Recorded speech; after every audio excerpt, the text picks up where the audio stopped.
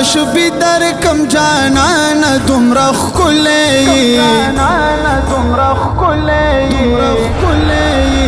حسن کی قسم دا انتہا ترسیدلے حسن کی قسم دا انتہا ترسیدلے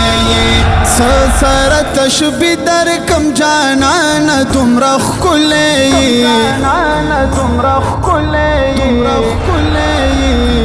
حسن کی قسم دا انتہا ترسیدلے حسن کی قسم دا انتہا ترسیدلے ندشتا مثال جانان دومره په خدای ګرانې ته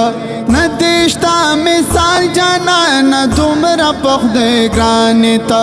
نور څوک ځان ته نه غواړي خو یو ته یې بللی